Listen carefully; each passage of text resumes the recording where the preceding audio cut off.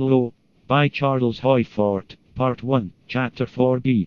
London Times, April 26, 1821, that the inhabitants of Truro, Cornwall, were amused, astonished, or alarmed, according to nerve and judgment, by arrivals of stones, from an unfiendable source, upon a house in Carlow Street. The mayor of the town visited the place, and was made so nervous by the rattling stones that he called out a military guard. He investigated, and the soldiers investigated, and the clatter of theorists increased the noise. Times, May 1st, stones still rattling, theorists still clattering, but nothing found out. Flows of frogs, flows of worms, flows of water, flows of stones. Just where do we expect to draw a line? Why not go on to thinking that there have been mysterious transportations of human beings? We'll go on. A great deal of the opposition to our data is connotative. Most likely when Dr. Gilbert rubbed a rod and made bits of paper jump on a table, the opposition to his magic was directed not so much against what he was doing as against what it might lead to. Witchcraft always has a hard time until it becomes established and changes its name. We hear much of the conflict between science and religion, but our conflict is with both of these. Science and religion always have agreed in opposing and suppressing the various witchcrafts. Now that religion is inglorious, one of the most fantastic of transferences of worships is that of glorifying science as a beneficent being.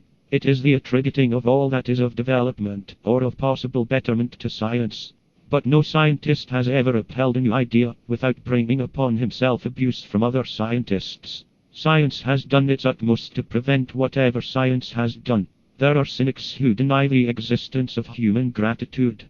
But it seems that I am no cynic. So convinced am I of the existence of gratitude that I see in it one of our strongest oppositions. There are millions of persons who receive favors that they forget. But gratitude does exist, and they've got to express it somewhere. They take it out by being grateful to science for all that science has done for them. A gratitude which, according to their dull perceptions, won't cost them anything. So there is economic indignation against anybody who is disagreeable to science. He is trying to rob the people of a cheap gratitude. I like a bargain as well as does anybody else, but I can't save expenses by being grateful to science. If for every scientist who has perhaps been of benefit to me, there have been many other scientists who have tried to strangle that possible benefit.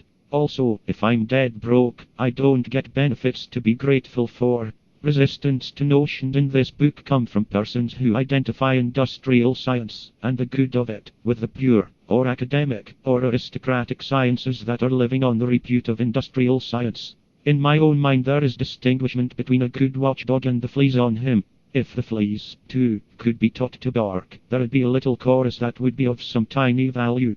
But fleas are aristocrats.